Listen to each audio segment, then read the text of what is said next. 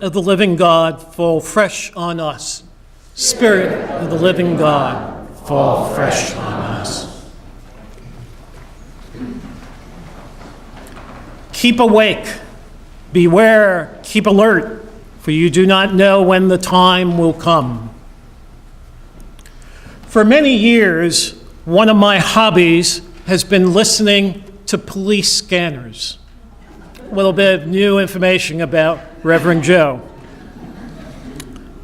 If you know about this, a 1013 signal is when a police officer is in trouble and needs assistance.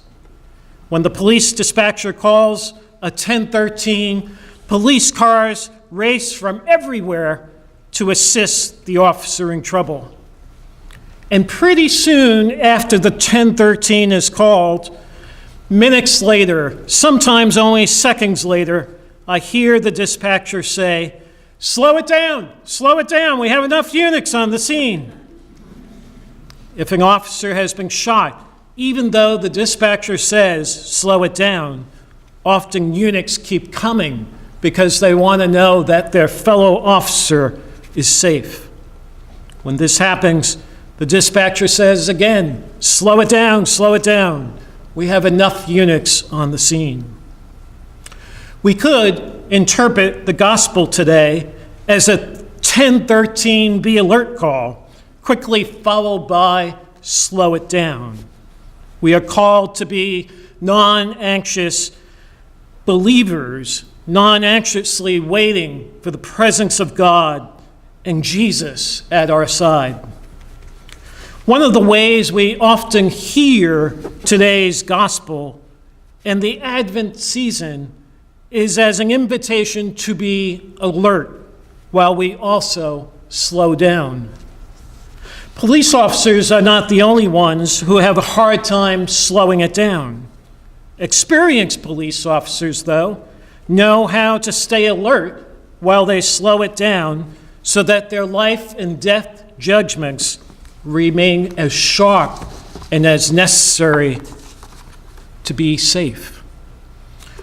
We too have to find ways to stay alert and slow it down without withdrawing from one of the busiest seasons of the year.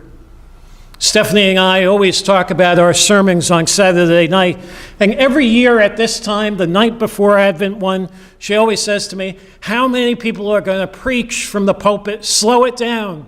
What insanity, no one's going to slow it down, we speed it up, because we're preparing for Christmas. Well beyond the Advent and Christmas seasons, our lives are full of busyness. So it would do me no good to say to you, stop doing all your ordinary, everyday activities. There are some things that you and I just have to do every day.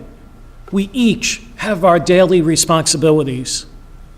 We have to find ways to be alert and slow it down in the midst of our busyness, just like police officers. I find as a spiritual director, people spend a lot of time trying to practice spiritual disciplines that are almost impossible to keep in their busy lives. Somehow people pick the most difficult monastic disciplines to do in our ordinary lives. And when this happens, need I tell you, when this happens, people fail to keep their practices alive and then become disappointed in themselves and in their prayer life. Sometimes they feel shame. Sometimes they even stop praying and paying attention because of their lack of success with a difficult spiritual discipline.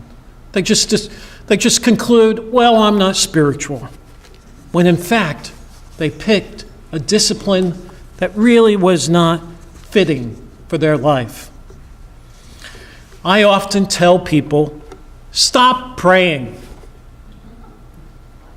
You say, stop praying? Am I hearing this from my priest? Well, I say that in part to shock people and to slow them down so that they think for a few minutes. I want to offer you another way to pray. A spiritual director of mine, a long time ago, a Jesuit, said a lot of praying is just showing up, listen, and stay alert to the story as it unfolds. We too often think that prayer is hard work. What if we just decided to show up like we did this morning? In Advent, we learn to sit and watch as the Christ story unfolds before us. Every single Sunday of the church year, the Christ story unfolds before us. Coming to church as often as we can is crucial to staying alert to the way the story unfolds each week. We listen as the story unfolds, beginning with Christ's child who comes into our life as an unexpected last child. I know that, being the youngest in my family, and all that entails. With the playfulness of a baby, the transforming power of a prophetic preacher, the compelling call of one who lays down his life for his friends, as Jesus will, the one who broke the chains of death, the one who gifts us with the Spirit and post-resurrection mission. Advent is also a time of waiting. We are waiting for the Christian story to begin with the arrival of the Christ child at Christmas. During Advent, we learn to wait with spiritual alertness. There are many times in our lives that we are waiting. Indeed, our lives are filled with waiting rooms. As a chaplain and as a priest, I've visited a lot of different types of waiting rooms. And anxiety is a common emotion in a variety of waiting rooms. I'm sure you, like me, have anxiously sat in car dealership waiting rooms as our cars have been serviced. Some of us have fearfully waited in hospital ERs and surgical units when friends or loved ones are being worked on. There is a way to hear today's gospel and the words, "Stay awake, keep alert," that raises our fears and our anxieties. But we are not being invited to be fearful or anxious as we wait. We are invited to be hopeful, for we know the story that will unfold throughout the church year as we listen each Sunday. The words of Simeon, prayed in Compline every day in monasteries around the world, is our Advent and year-long invitation. I'm sure you know the words. They are beautiful words and so simple. Guide us waking, O Lord, and guard us sleeping, that awake we may keep watch with Christ, and asleep rest in his peace. In this simple prayer, we invite God to be with us at the beginning of our day and at the end of our day. Advent and every other season of the church year, we keep watch with Christ. We keep watch with Christ when we listen and are attentive to the needs of the least of our neighbors and see the presence of Christ in them. We keep watch with Christ when we with him experience joy over new life. We keep watch with Christ when we with him weep when Christ weeps.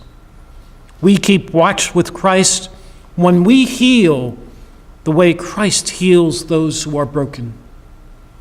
We are able to keep watch with Christ because we let ourselves be nurtured by the unfolding Christian story, our baptismal graces, the Holy Eucharist, and the witness of each other. Praying is simply keeping watch with Christ. We enter Advent in this new church year with Christ as our companion. I'm sure you know the wonderful Easter hymn, "Ye watchers and ye holy ones, We are the watchers and holy ones. With all the company of heaven, we respond to the Advent invitation. You know these words too. O friends, in gladness let us sing, supernal anthems echoing, Alleluia, Alleluia, to God the Father, God the Son, and God the Spirit, three in one. We watchers are holy because we keep watch with Christ and let our hearts, like Christ's heart, be always oriented to the gospel mandates. And so, come, let us watch with Christ this Advent. God bless you.